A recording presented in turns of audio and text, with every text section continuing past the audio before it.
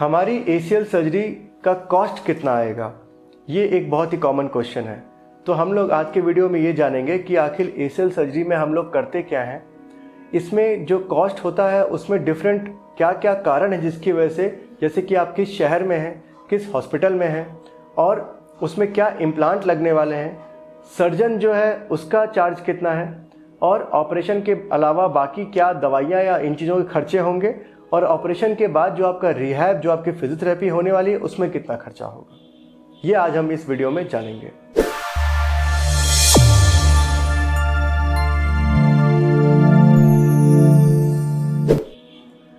नमस्कार दोस्तों, मैं हूं डॉक्टर नीरज श्रीवास्तव।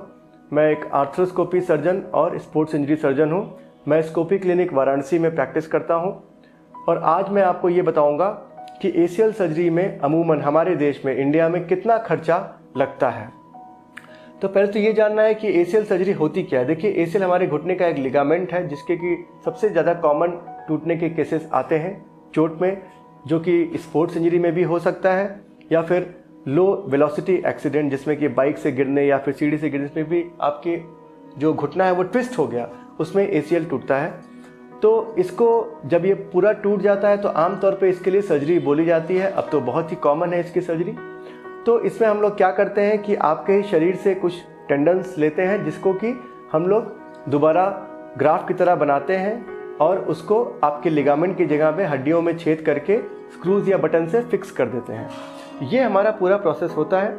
इसमें कुछ दवाइयाँ चलती हैं और इसके बाद आपको एक्सरसाइज या रिहैब करना होता है और धीरे धीरे आपका जो ये ग्राफ्ट बनाया गया है ये लिगामेंट बन जाता है और आप पहले की तरह खेलने कूदने लग जाते हैं, अपना नॉर्मल काम करने लग जाते हैं। तो अब इसमें ये आएगा कि इस सर्जरी को जो कॉस्ट होता है वो क्या क्या होता है।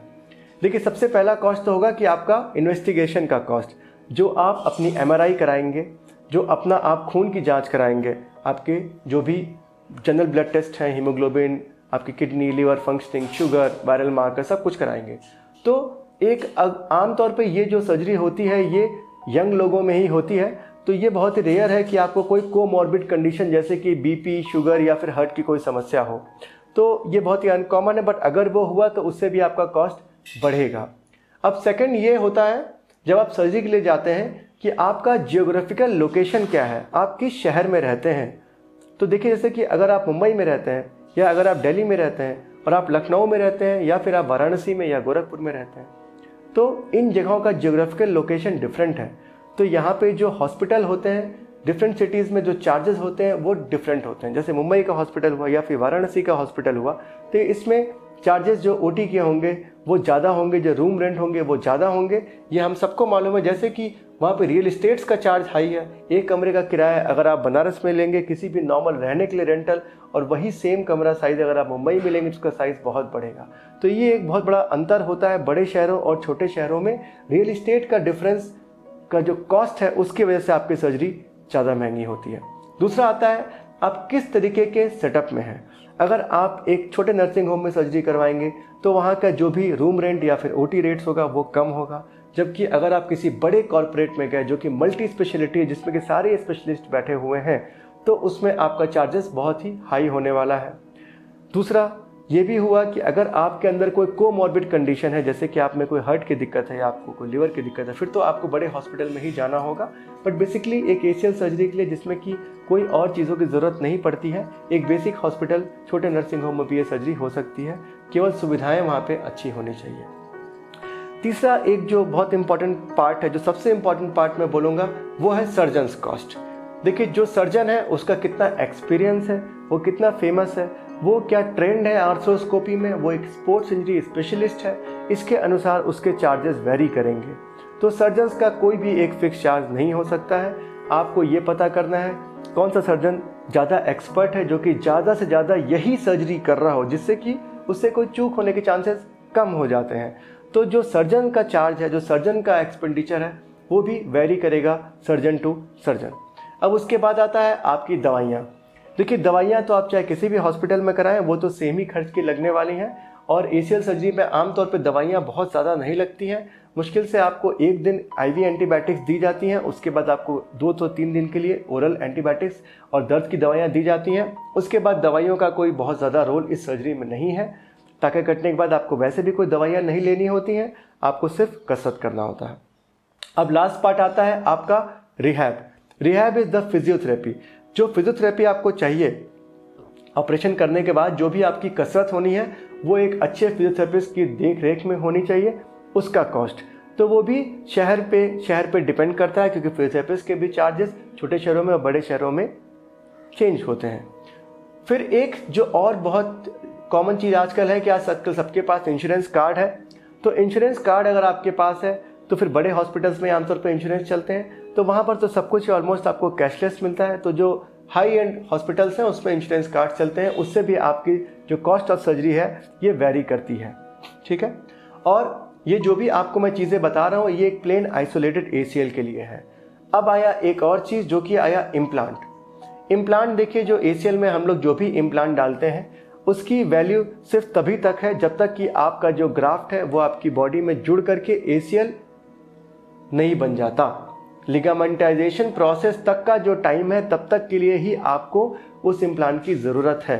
इसीलिए ACL सर्जरी में बायोअब्जॉर्बेबल इम्प्लांट भी आए, जो कि 4 से 6 महीने में धीरे धीरे करके गलना शुरू कर देते हैं, जिसके ख़त्म हो जाते हैं। तो जो आपके इम्प्लांट के चार्जेस हैं वो काफ़ी वेरी करते हैं। अगर आप देखेंगे तो 15,000 से ले करके 80,000 तक के इम्प्लांट भी आते हैं इसके अंदर।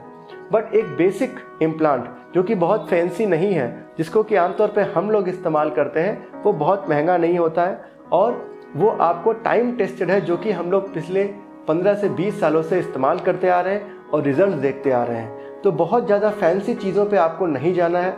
आप अगर मेरी बात को मानेंगे तो एक सक्सेसफुल ACL सर्जरी के लिए सिर्फ 2 चीज़ों की ज़रूरत होती है, एक अच्छा पेशेंट और एक अच्छा सर्जन। इम्प्लांट की वैल्यू बहुत ज़्यादा नहीं है, जो भी है वो सिर्फ एक आपके दिमाग में है कि बेस्ट इम्प्लांट लग गया तो मैं अगले दिन से दौड़ने लगूंगा। तो ये ऐसा होता नहीं है, क्योंकि ACL जो आपका ग्राफ्ट है वो आपकी बॉडी में जब जुड़ जाएगा तभी आप नॉर्मल हो पाएंगे।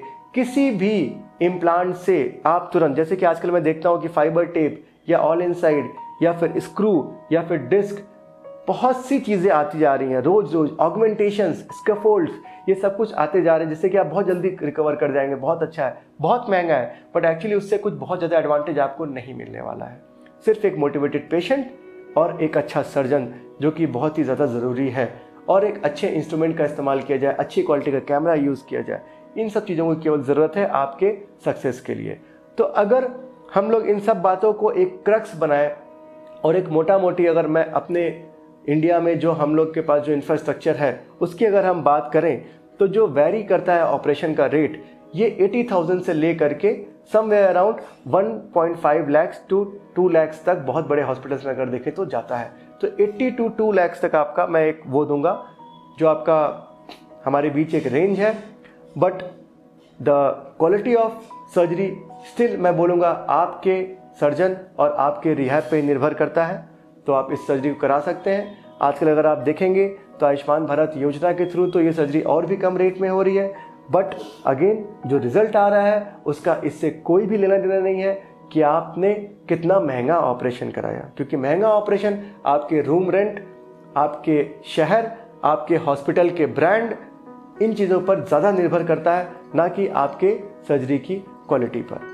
अब अगर मैं आपको एक चीज़ और क्रक्स बताऊं कि आपका अगर ACL टूटा है और आप, क्योंकि देखिए ये इमरजेंसी सर्जरी नहीं है, इलेक्टिव सर्जरी है, आपके पास बहुत टाइम है, आपको सोचने का समय है, तो आप जो भी आपके नज़र में अच्छे डॉक्टर्स हैं उनके बारे में पता करिए, मल्टीपल कंसल्टेशंस लीजिए, अपने मन को बनाइए, अपने लिए क्या बेस्ट है ये चूज़ करिए।